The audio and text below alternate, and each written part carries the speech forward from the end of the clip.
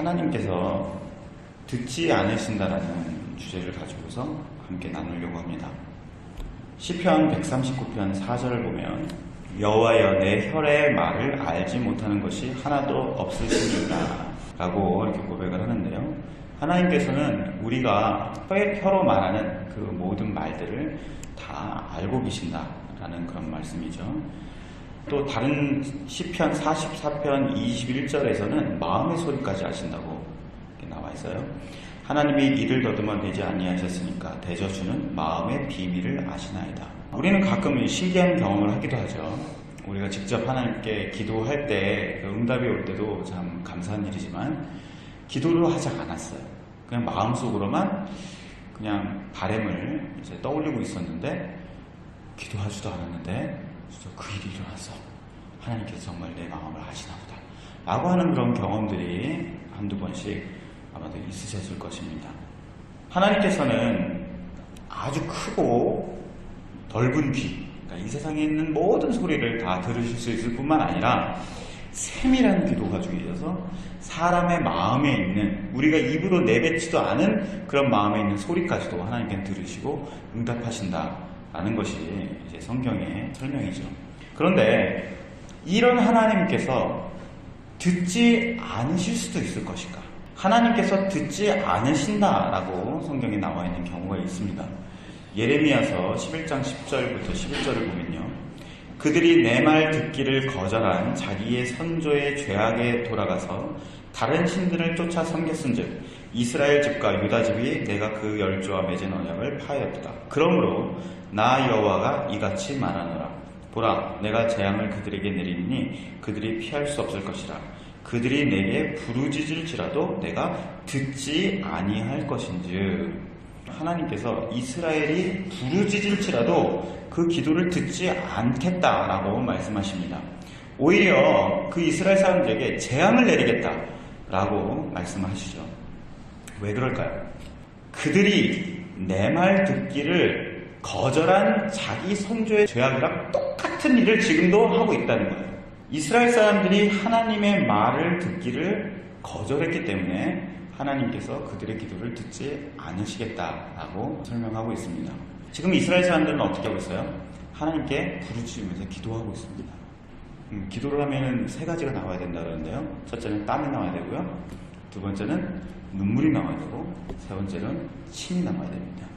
그만큼 열정적이고 정말 안에 있는 모든 피가 뽑아져 나올 것 같은 그런 열심을 가지고서 기도하라는 얘기인데요.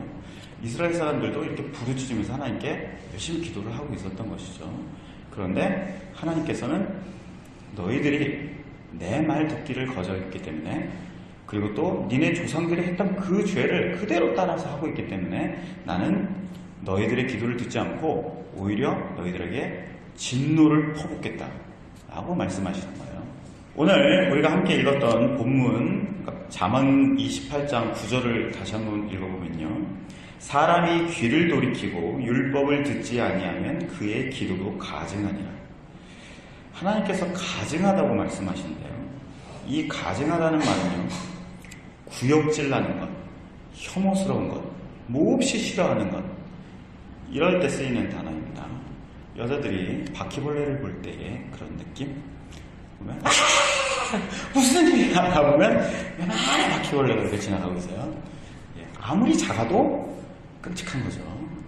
가증하는 단어가 그 단어입니다. 그러니까 하나님께서 귀를 돌이켜서 말씀을 듣지 않는 사람들이 하나님께 기도를 하고 있는데 그 기도하는 걸 보면 하나님께서 어떻게 생각하시나요? 그 기도를 혐오하신다는 거예요. 몹시 미워하신다는 거죠. 자, 그러면 귀를 돌이키고 율법을 듣는다라는 의미는 무엇인지 살펴보려고 합니다. 여기서 나오는 율법은 모세가 준 계명들, 이런 것들 생각하는 경우가 많이 있는데요. 성경 전체의 내용들을 볼 때 이 율법이란 말은 하나님께서 선지자를 통해서 그 율법의 뜻이 무엇이냐라는 것을 해석해서 가르쳐주는 예언서, 이것도 율법이라고 얘기를 하고요. 이스라엘 역사를 통해서 이스라엘 사람들에게 가르치신 내용도 율법이라고 하고요. 그리고 하나님께 배운 것들을 가지고서 문학적인 작품으로 쓴 것들이 있습니다. 이야기를 만든다던가 시를 쓴다던가 노래를 만든 경우, 그러니까 시가서나 지혜서를 말하는 것이죠. 이 모든 것들을 다 율법이라고 이야기를 합니다. 한마디로 구약 성경 전체를 다 말하는 거죠. 내 말 듣기를 거절했다라고 예레미야서에 나왔던 듣기라는 말과요, 잠언 28장 9절에 나와 있는 귀를 돌이켜 율법을 듣는다라고 할 때 이 듣는다 라는 단어는요, 경청한다, 주의 깊게 듣는다, 그 이야기를 듣고서 이해한다, 그리고 그 이해한 것을 맞아 라고 동의를 하고 그것에 따라서 순종하는 것, 행동하는 것, 이 모든 단어가 압축되어 있는 말이 듣다라는 말입니다. 거절했다라는 말은 단호하게 거부했다는 뜻인데, 이 성경에서는 이 단어를 다른 곳에서는 어떻게 썼냐면 혐오하고 싫어해서 쳐다보지도 않는다 라는 그런 뜻이에요. 하나님 앞에 기도한다는 사람들이 하나님 말씀 듣기를 거절했다는 거예요. 그런데 사실 그게 가능할까요? 지금 기도하러 나오셨는데, 기도하러 나오신 분들의 대부분은 다 주일 예배를 드리시는 분이죠. 그래서 주일 때 설교를 듣고 평소에 어떻게든지 성경 말씀을 한 절이라도 읽으려고 하는 거죠. 그러니까 최소한 기도하는 사람들은 하나님 말씀을 한 번도 못 들어본 사람들이 아니에요. 최소한 정기적으로 들어본 사람들이 기도도 나와서 이렇게 기도를 하는 겁니다. 기도하는 사람치고 나는 하나님 말씀에 귀를 막고서 그 말씀 듣기 싫어 라고 생각하는 사람은 없을 겁니다. 그러나 이 귀를 돌이켜 율법을 듣는다라는 것은 단순히 설교를 듣거나 성경을 읽는 정도의 그런 의미가 아닙니다. 하나님께서 사람들에게 하나님 마음에 있는 그 생각들과 뜻들을 사람들에게 전달할 때에 사람들의 언어를 사용합니다. 그래서 사람들이 알아듣죠. 천사들의 말을 가지고 사람들한테 얘기하면 사람들이 못 알아듣겠죠. 그러면 하나님의 마음의 뜻이 무엇인지 이해를 할 수가 없잖아요. 그러니까 하나님께서 사람의 언어를 가지고서 사람들에게 하나님의 마음을 말씀하십니다. 이 사람의 언어라는 것을 지금 내가 갖고 있는 어떤 뜻, 생각을 가지고서 하나님께서 말씀하시는 것을 이해하려고 하면 이해가 안 된다는 거예요.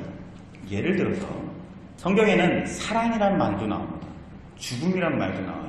그런데 이 사랑이나 죽음이라는 것을 내가 생각하고 있는 사랑이나 죽음의 개념을 가지고서 하나님께서 말씀하시는 것을 이해하려고 하면 이게 이해가 안 된다는 얘기입니다. 죽음이란 말이 있어요. 죽음이라는 것은 숨이 꼴딱 넘어가서 영혼과 혼이 이렇게 분리되는 거. 이렇게 생각하면 이해가 안 되는 말들이 많이 있는데요. 예를 들어서 에베소서 2장 1절에 너희 죄와 허물로 죽었던 너희를 살리셨도다 라는 말이 있는데, 그러면 죄와 허물로 죽었다는 말이 무슨 말인지 이해가 안 되시는 거예요. 초등학생들한테 제가 설명을 하면 어떻게 죄로 죽었는데 우린 살아있죠? 이런 거예요. 성경에서 죽음이라는 단어를 통해서 우리에게 설명할 때에 우리의 개념과 이 성경에서 나와 있는, 지금 에베소서 2장 1절에 나와 있는 이 말씀을 보면서 이 성경이 우리한테 뭐라고 얘기하고 있냐면, 지금 너희들이 가지고 있는 죽음이라는 그 말의 뜻을 너희가 올바르게 깨달아야 된다. 지금 너희가 가지고 있는 그 숨이 멈춰서 죽는 것, 그것은 어떤 죽음이라는 커다란 개념의 어떤 하나 일부분일 뿐이야. 하나님께서는 이 죽음이라는 단어를 가지고서 숨이 끊어지는 것, 그것을 말씀하시는 것이 아니라 더 큰 본질적인 개념, 그것을 지금 말씀하고 계시는 것이다 라고 성경이 우리를 가르쳐주는 것입니다. 성경은 이렇게 인간의 언어에 담겨있는 하나님의 뜻을 다양한 방법으로 가르쳐주는데, 어떨 때는 계명, 넌 그거 해, 하지 마 라고 하는 명령을 통해서 가르쳐주시고요. 이게 모세오경입니다. 그렇죠? 노래와 기도문을 통해서 가르쳐주십니다. 그게 시가서, 지혜서라고 하는 거고요. 이스라엘 역사 가운데서 일어난 어떤 사건을 통해서 그 개념을 설명하십니다. 역사서죠. 이스라엘 사람들을 가르치고 훈계하고 꾸짖고 그리고 인도하는 방법을 통해서 하나님의 뜻을 가르쳐 주시는데, 그것이 바로 예언서입니다.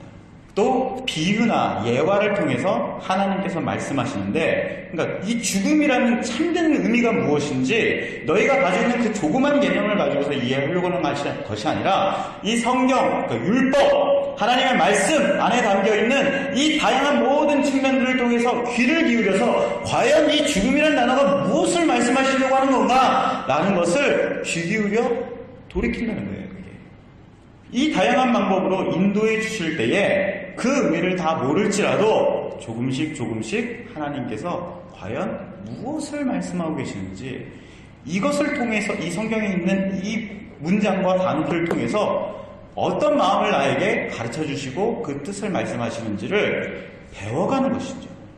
그리고 이렇게 하나씩 배워가면 사랑에 대한 사고방식이 달라집니다. 죽음이라는 개념이 달라지기 때문에 죽음에 대한 자신의 삶의 가치관, 그 모습들이 달라집니다. 이것이 바로 귀를 돌이켜서 율법에 귀를 기울인다라고 하는 의미인 것이죠. 하나님께서는 귀를 돌이켜서 율법을 듣지 않으면서도 기도를 하는 것, 그것을 왜 싫어하시는 것일까? 예레미야서 7장 23절을 보면요, 오직 내가 이것으로 그들에게 명하여 이르기를 너희는 내 목소리를 들으라. 그리하면 나는 너희 하나님이 되겠고 너희는 내 백성이 되리라. 너희는 나의 명한 모든 길로 행하라. 그리하면 복을 받으리라 하였으나, 하나님께서 이스라엘 백성들에게 명하여서 이르신 건 딱 하나예요. 내 목소리를 들으라. 그러면 내가 너희 하나님이 되고 너희는 내 백성이 될 것이다. 여기서 들으라는 얘기는 성경을 그냥 지식적으로 읽는다는 얘기, 설교를 그냥 듣는다는 얘기가 아니죠. 아까 전에 설명했던 그 듣는다는 내용입니다. 귀를 기울여서 말씀을 듣는다는 것은 나는 하나님의 백성이고 하나님은 참된 나의 하나님이십니다 라고 고백하는 의미가 되는 것이죠. 듣지 않는다는 것은 무슨 뜻이에요? 하나님을 하나님으로 여기지 않는다는 뜻이죠. 하나님을 하나님으로 여기지 않으면서 간절히 기도한다는 것은 무슨 뜻일까요? 그 기도는 내가 가지고 있는 이 시간이라는 것, 그 나의 정성, 나의 노력, 이런 것들을 하나님께 바치고 하나님께 원하는 것을 얻겠다는 뜻입니다. 이거는 일반 잡신들을 위한 기도입니다. 율법에 돌이켜서 귀를 기울이지 않으면서도 기도하는 것은 하나님을 그냥 다른 우상처럼 섬기는 거예요. 근데 우상 숭배죠. 그렇기 때문에 하나님께서 그것을 가증하게 여기시는 겁니다. 하나님께서 듣지 않으시는 기도가 있다라는 사실, 오늘 함께 나누는데요.